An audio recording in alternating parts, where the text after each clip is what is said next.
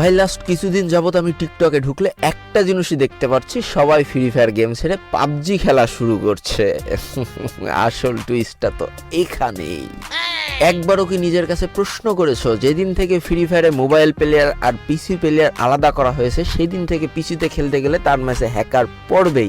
বাকিটা তোমরা একটু কমেন্ট বক্সে জানিয়ে দিও। যারা অ্যাকচুয়ালি মোবাইল প্লেয়ার, যাদের স্কোয়াডে অন্য কোনো পিসি প্লেয়ার থাকে না, তারা ম্যাচ স্টার্ট দিলে তাদের ম্যাচে হ্যাকার পড়ে কিনা? উত্তরটা না হবে আমি জানি। আর এই জিনিসটা আজ থেকে 1 বছর আগে যখন পিসি প্লেয়ার মোবাইল প্লেয়ার আলাদা করে দেওয়া হচ্ছিল, তখন গ্রিনার পক্ষ থেকে খুব সুন্দরভাবেই বলে দেওয়া হয়েছিল যে আপনারা যারা পিসি দিয়ে খেলেন তারা ফোনে শিফট করেন, নাহলে আপনাদের কপালে দুর্ভোগ আছে।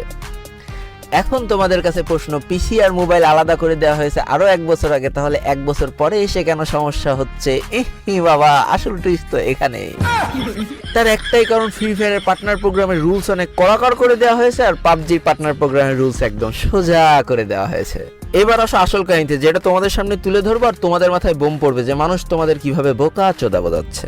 তো ভাই, সব কথার মূল কথা হচ্ছে টাকা, পয়সা। কথায় আছে না, পয়সা ফেক তামাশা দেখ, তো এই হচ্ছে তামাশা।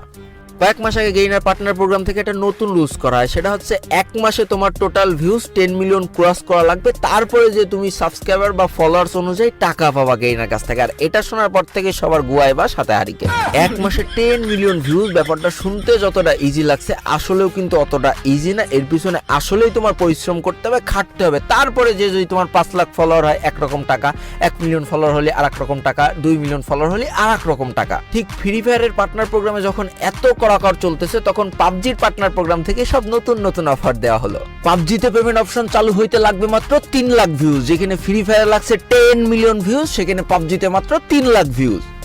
আর এই 3 লাখ ভিউজ ক্রস করে যেতে পারলেই এর উপরে যত বেশি ভিউজ তোমার ভিডিওতে আসবে তত বেশি টাকা পাবজি থেকে তোমাকে দেওয়া হবে। আর মোবাইল লিজেন্ডের কথা তো বাদই দিলাম, তারা অলরেডি দ্বিগুণ টাকা অফার করে বসেই আছে।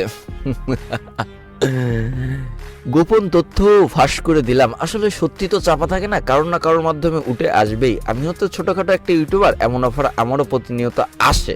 কিন্তু ভাই, জনগণের মাথায় কাটাল ভেঙে তাদেরকে বোকাচোদা বুঝিয়ে হ্যাকারের দোষ দিয়ে মোবাইল লিজেন্ড আর পাবজি খেলে নিজের পকেট ভরার যে প্ল্যান করেছো, এগুলো যখন জনগণ জানতে পারবে, মুখি মুইতে দিলে সহ্য করতে পারবা তো?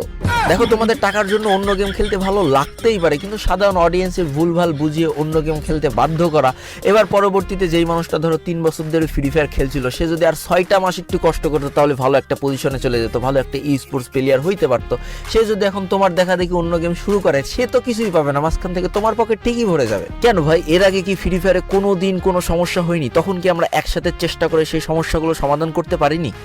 একটা সময় যখন আমরা অন্য সার্ভারে যে গেম প্লে করতাম, আমাদের নেট পিং এর অনেক সমস্যা হতো। কেন আমরা সবাই মিলে বলে কি নতুন সার্ভার আনতে পারিনি বাংলাদেশ নামক? একটা সময় ইন্ডিয়ান সার্ভারে ভালো ভালো ইভেন্ট দেওয়া হতো, বাংলাদেশ সার্ভারে কোনো ইভেন্টই দেওয়া হতো না। আমরা কি সবাই একসাথে আন্দোলন করে ভালো ভালো ইভেন্ট বাংলাদেশে নিয়ে আসিনি? এমন হাজার একটা কাজ আছে যেগুলো আমরা সবসময় একসাথে বসে সমাধান করার চেষ্টা করেছি। তাহলে আজকে কেন এটা হচ্ছে? কই, যখন বাংলাদেশ সার্ভার দেবে না বলেছিল তখন তো তোমরা অন্য গেম খেলা শুরু করনি। যখন বাংলাদেশে কোনো ভালো ইভেন্ট আসছিল না তখন তো তোমরা অন্য গেম খেলা শুরু করনি।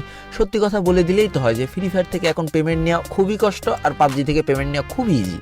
তাই আমার ফ্রি ফায়ার থেকে পেমেন্টও দেয় না, আর এসব তারসিরা ভিডিও আপলোড করার জন্য আমার ভিউয়ার্সটাও কেটে দিয়েছে। যাক, মজা করলাম।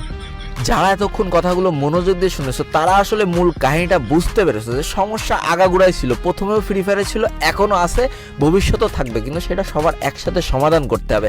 আর যারা মনে করো পিঠ মোড়া দিয়ে পালাবে, তাদের ভাই সমস্যা সমাধান করার ধান্দা নেই। একদম সত্যি কথা বললাম।